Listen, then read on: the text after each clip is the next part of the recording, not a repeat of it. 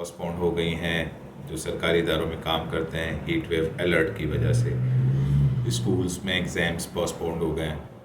घबराहट के एलिमेंट हो जाएगा क्योंकि हवा में जो ऑक्सीजन लेवल है वो निस्बतन कम हो जाता है। वो एहतियाती तदाबीर क्या हैं और हीट वेव क्या है, ये मैं आपको इस छोटे से प्रोग्राम में बताता हूँ। तो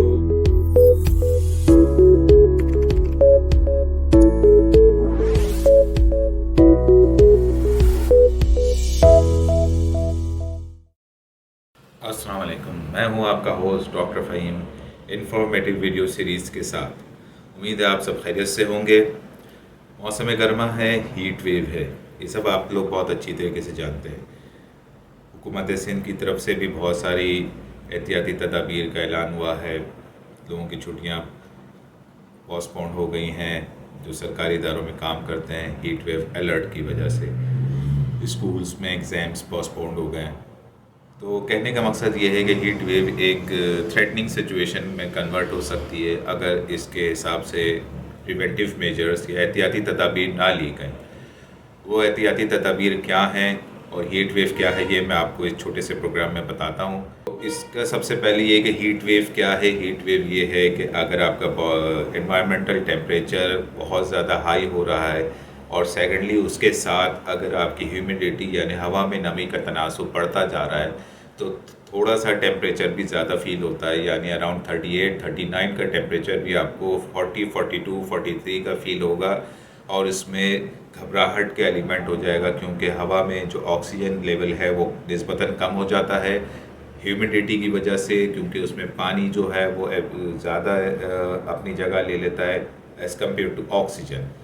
इस वजह से आपको सांस लेने में दुश्वारी हो सकती है, घुटन का एहसास हो सकता है। बंद जगह पे जहाँ हवा का गुज़र ना हो वहाँ पे आपको बहुत ज़्यादा बहता हुआ पसीना आ सकता है। तो इन चीज़ों से बचने के लिए और इन चीज़ों के असरात से बचने के लिए, जिनमें एक ये है कि आपको चक्कर आना, खुनूदी होना, कै होना, मतली होना, उल्टी जैसी कैफियत का होना, पेट में दर्द होना, घुटन का एहसास होना, सांस लेने में दुश्वारी होना, बुखार, तेज़ बुखार हो जाना और भूख ना लगना और ज़बान हर वक्त खुश्क रहने लगना, चक्कर आना और अजीब सी एक जहनी बेसुकूनी का एहसास होना। तो ये सारी चीज़ें हो सकती हैं अगर हीट वेव ने आप पर पूरी तरह असर किया। तो हीट वेव दो किस्म के होते हैं, एक हीट स्ट्रोक होता है, एक हीट एग्जॉशन होता है। हीट एग्जॉशन निस्बतन मामूली सतह की चीज़ है। हीट स्ट्रोक जो है एक हाई क्लास की चीज़ है जिसमें फिर ट्रीटमेंट जो है वो घर पे नहीं होती, वो आपको हॉस्पिटल या इमरजेंसी में जाना पड़ता है। हीट एग्जॉशन जो आप घर पे ट्रीट कर सकते हैं, अलामात उसकी ये है कि पसीना बहुत ज़्यादा आ रहा है, घबराहट हो रही है, सांस फूल रही है, जिसमें बेइंतहा दर्द हो रहा है, मुंह बार बार खुश्क हो रहा है, बिस्तर से उठने की भी हिम्मत नहीं है। तो उस सूरत में घर पे छोटी सी ड्रिप लगा सकते हैं, स्पंजिंग कर सकते हैं। एसी है तो एसी ऑन कर लें, बर्फ़ की सिले रख दें, मौसम को ठंडे से ठंडा रखने की कोशिश करें। जहाँ पेशेंट मौजूद हैं उसकी हाइड्रेशन का ख्याल रखें, उसके खाने का ख्याल रखें, लाइट खाना दें उसको।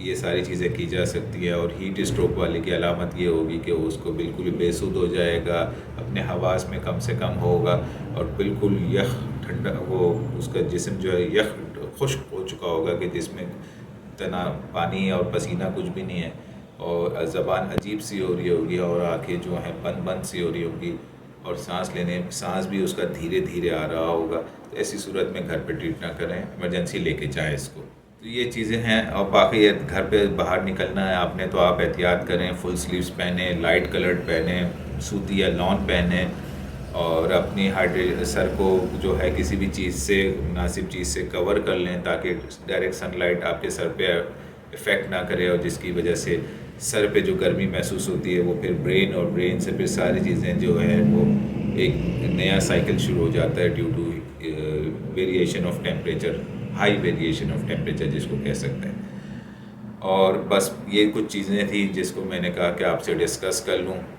पानी का मुनासिब इस्तेमाल रखिए और सेकेंडली अपने काम जो हैं वो पोस्टपोन कर दीजिए असर तक। असर तक मौसम इस काबिल हो जाता है कि आप बाहर काम कर सकते हैं। इमरजेंसी की सूरत में या अशद ज़रूरत है, जॉब पे जाना है, स्कूल में जाना है, स्कूल से वापस आना है, तो कोशिश करें अम्ब्रेला और इस तरह की चीज़ें रखें। पानी एक अच्छा पानी का एक जो भी आपके पास बॉटल है वो ज़रूर रखें, और रुमाल रखें, पसीना अपने आप का ड्राई करते रहें।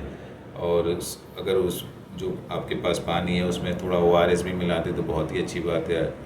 जिन लोगों को ब्लड प्रेशर या हाई ब्लड शुगर रहता है तो वो इस्तेमाल ना करें ये ORS वाली चीज़ें, क्योंकि उनको फिर शूट कर सकता है, गर्मी की वजह से वैसे ही शूट अप हो जाता है। तो उम्मीद है ये छोटी सी वीडियो आप लोगों के लिए बहुत कारआमद होगी। इंशाल्लाह फिर मिलते हैं। ट्यून इन रहिए, अपना ख्याल रखिए। अल्लाह हाफिज़।